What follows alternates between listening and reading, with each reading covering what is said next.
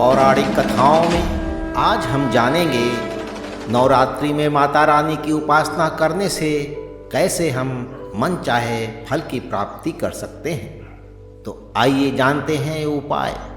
लेकिन जानने से पहले अगर आपने चैनल को सब्सक्राइब नहीं किया है तो अवश्य कर दें, साथ ही साथ लाइक और शेयर भी करें। तो भक्तजन माता रानी को ध्यान में करते हुए आइए सुनते हैं नवरात्रि के विशेष उपाय जिनसे दूर होंगी आपकी समस्याएं। नवरात्रि में माता रानी की उपासना करने से मन चाहे फल की प्राप्ति होती है। इस नवरात्रि में आप ये विशेष 5 उपाय करके माँ दुर्गा की कृपा प्राप्त कर सकते हैं तथा अपनी परेशानियों से भी आपको मुक्ति मिलेगी। घर में सुख समृद्धि का आगमन होगा, आपके कार्य व्यवसाय में उन्नति होगी, अर्थात आप अपनी सभी इच्छाओं की पूर्ति कर सकते हैं। नवरात्रि में माता को अर्पित करें ये 5 वस्तुएं: लौंग, सुपारी, हल्दी, पान का पत्ता और नारियल, जो माता को हैं बेहद प्रिय, तथा अपनाएं इनके चमत्कारी उपाय। तो सबसे पहले सुपारी का उपाय। सुपारी पूजा में अर्पित की जाने वाली बहुत महत्वपूर्ण वस्तु है जो माता रानी को बहुत प्रिय है, और इसको अर्पित करने से विवाह में आ रही रुकावटें दूर होती हैं तथा शीघ्र विवाह का योग बनता है। इसे कैसे हमें अर्पित करना है?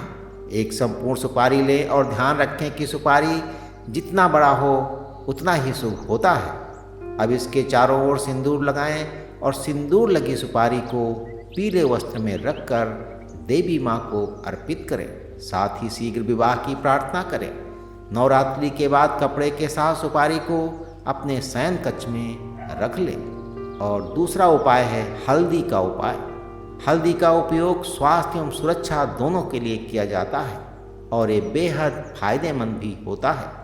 तो हल्दी अर्पित करने के क्या नियम हैं? माता रानी को 2 गांठ हल्दी अर्पित करें और इसके बाद माता के समक्ष श्री सूक्तम का पाठ करें और माता रानी से धन की समस्या को दूर करने के लिए प्रार्थना करें। और नवरात्रि के बाद इन दोनों हल्दी की गांठों को लाल वस्त्र में लपेटकर अपने धन स्थान पर रख दें और प्रत्येक नवरात्रि में पुरानी हल्दी को जल में प्रवाहित कर दें और नई गांठें रखें। तीसरा जो है पान के पत्ते का उपाय।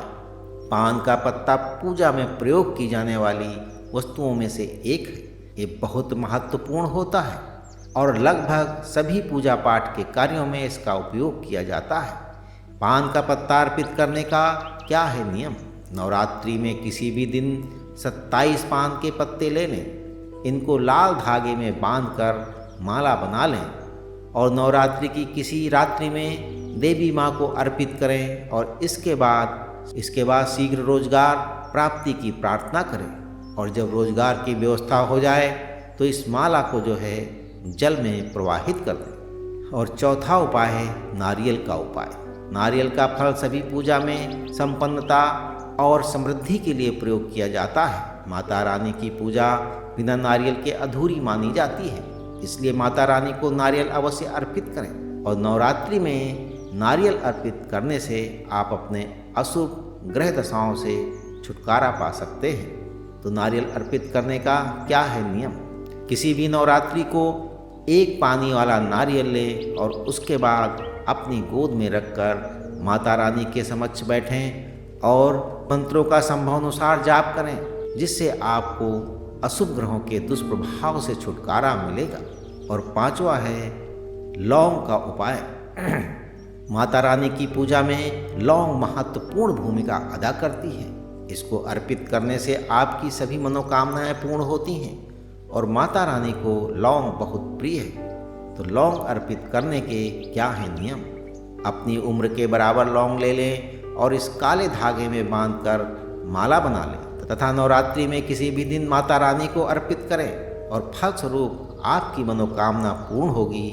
जब आपकी मनोकामना पूर्ण हो जाए तो इस माला को जल में प्रवाहित कर दें। और नवरात्रि में माता रानी को चांदी का लौंग अर्पित करने से तंत्र मंत्र की बाधा कट जाती है।